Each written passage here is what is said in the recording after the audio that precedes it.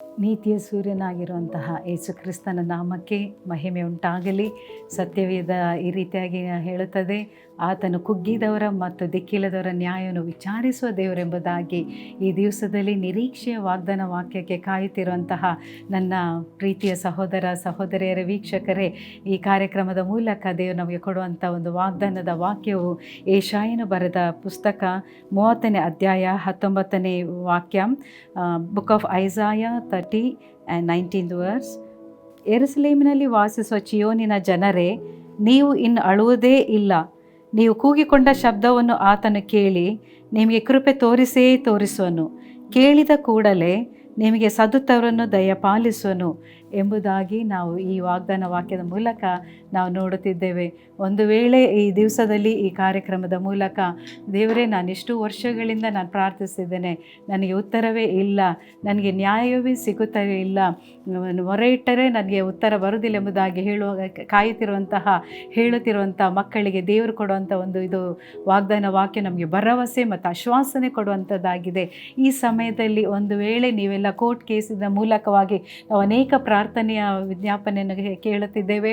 ಅನೇಕರು ಹೇಳೋದುಂಟು, property issues, ಆಸ್ತಿಗಳ ಕುರಿತಾಗಿ ನಮಗೆ ಮೋಸ ಮಾಡಿದ್ದಾರೆ, ನ್ಯಾಯವಾಗಿ ನಮಗೆ ಬಂದು ಸೇರಬೇಕಾದ ಕಾರ್ಯಗಳು ನಮಗೆ ಬಂದು ಸೇರ್ತಾ ಇಲ್ಲ ಎಂಬುದಾಗಿ. ಈ ದಿವಸದಲ್ಲಿ ದೇವರು ನ್ಯಾಯವನ್ನು ಸ್ಥಾಪಿಸೋ ದೇವರು ಈ ವಾಕ್ಯದಲ್ಲಿ ನಾವು ನೋಡುತ್ತಿದ್ದೇವೆ, ಇನ್ನು ನೀವು ಅಳುವುದೇ ಇಲ್ಲ ಎಂಬುದಾಗಿ.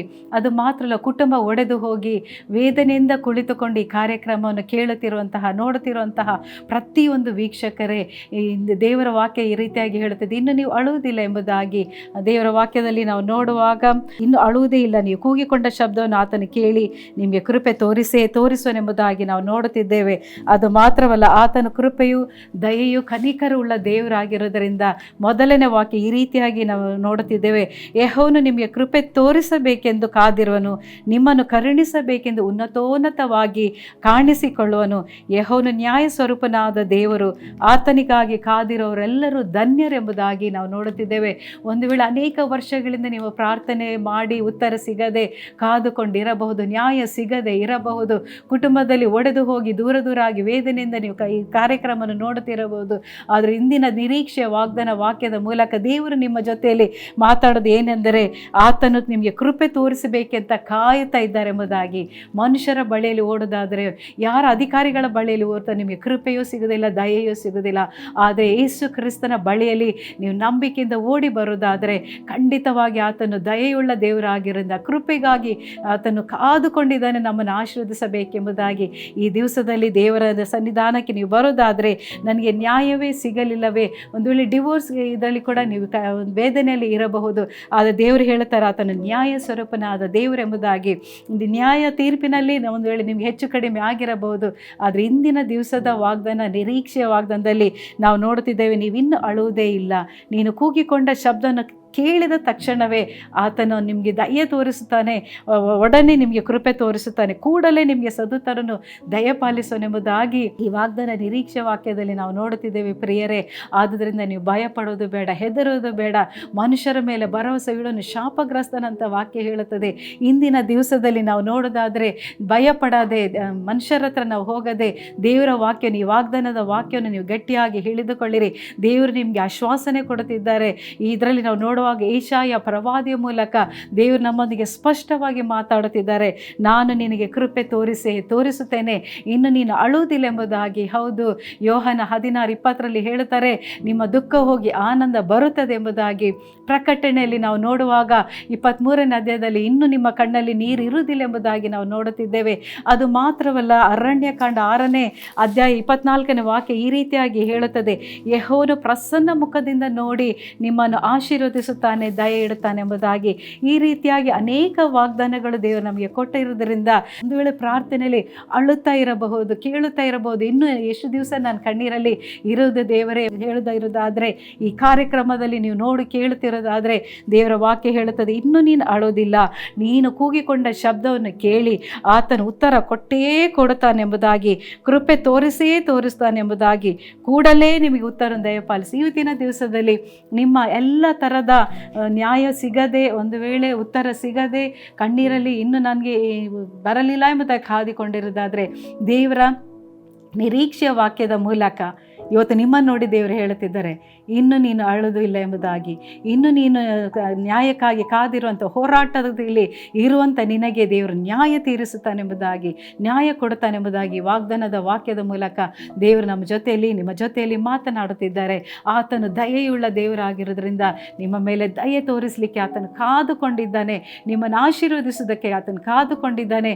ನೀವು ಆತನ ಸಮ್ಮುಖದಲ್ಲಿ ಓಡಿ ಬರುವುದಾದರೆ, ಆತನ ವಾಗ್ದಾನ, ಇವತ್ತಿನ ವಾಗ್ದಾನ ವಾಕ್ಯಕ್ಕೆ ನೀವು ನಂಬಿಕೆ ಇಡೋದಾದರೆ, ನಿಮ್ಮ ಕೂಗನ್ನು ಕೇಳಿ ಆತನು ಖಂಡಿತವಾಗಿ ಸಹಾಯ ಮಾಡ್ತಾನೆ. ಒಡನೆ ನಿಮಗೆ ಸದುತ್ತರನ್ನು ಇವತ್ತಿನ ದಿವಸದಲ್ಲೇ ಆತನು ಕೊಡುವನಾಗಿದ್ದಾನೆ. ಪ್ರಿಯರೇ, ಇವತ್ತಿನ ದಿವಸ ಈ ವಾಕ್ಯದ ಮೂಲಕ ದೇವರು ನಿಮ್ಮನ್ನು ಆಶೀರ್ವದಿಸಲಿ. ಈ ವಾಗ್ದಾನ ವಾಕ್ಯದ ಪ್ರಕಾರ ನಿಮ್ಮ ಕಣ್ಣೀರನ್ನೆಲ್ಲ ದೇವರು ಒರೆಸಲ್ಪಡಲಿ ಎಂಬುದಾಗಿ ನಾವು ಪ್ರಾರ್ಥಿಸೋಣ. ಮಹಾಪ್ರೀತಿಯುಳ್ಳ ತಂದೆಯಾದ ದೇವರೇ, ಈ ಸಮಯದಲ್ಲಿ ಕರ್ತನೆ, ನಿನ್ನ ಸನ್ನಿಧಾನದಲ್ಲಿ ನಾವು ಬರುತ್ತಿದ್ದೇವಪ್ಪ. ನಿನ್ನ ವಾಕ್ಯ ಸ್ಪಷ್ಟವಾಗಿ ಹೇಳುತ್ತದೆ, ದೇವರೇ ನೀ ನಮಗೆ ಕೃಪೆ ತೋರಿಸಬೇಕೆಂದು ಕಾಯುತ್ತಿದ್ದೆ ಎಂಬುದಾಗಿ, ನಮ್ಮನ್ನು ಕರುಣಿಸಬೇಕೆಂಬುದಾಗಿ, ಉನ್ನತೋನ್ನತವಾಗಿ ನೀನು ಕಾಣಿಸಿಕೊಳ್ಳುತ್ತೆ ಎಂಬುದಾಗಿ ನಾವು ನೋಡುತ್ತಿದ್ದೇವೆ. ಅದು ಮಾತ್ರವಲ್ಲ, ನಿನ್ನ ವಾಕ್ಯ ನಿರೀಕ್ಷೆ ವಾಗ್ದಾನ ವಾಕ್ಯದ ಮೂಲಕ ನೀನು ನ್ಯಾಯ ಸ್ವರೂಪನಾದ ದೇವರೆಂಬುದಾಗಿ ನೋಡುತ್ತಿದ್ದೇವೆ. ನಿನಗಾಗಿ ಕಾದಿರೋರು ಧನ್ಯರಂತೆ ನಿನ್ನ ವಾಕ್ಯದಲ್ಲಿ ನಾವು ಓದಿರುವ ಪ್ರಕಾರವಾಗಿ ಯೇಸುವೆ ನೀನು ಹೇಳಿದ ಹಾಗೆ ಇನ್ನು ನೀನು ಅಳುವುದೇ ಇಲ್ಲ, ನೀನು ಕೂಗಿಕೊಂಡ ಶಬ್ದವನ್ನು ಕೇಳಿ ಆತ ನಿನಗೆ ಕೃಪೆ ತೋರಿಸುತ್ತಾನೆಂಬುದಾಗಿ ದೇವರು ನೀನು ಹೇಳಿದೆಯಪ್ಪ.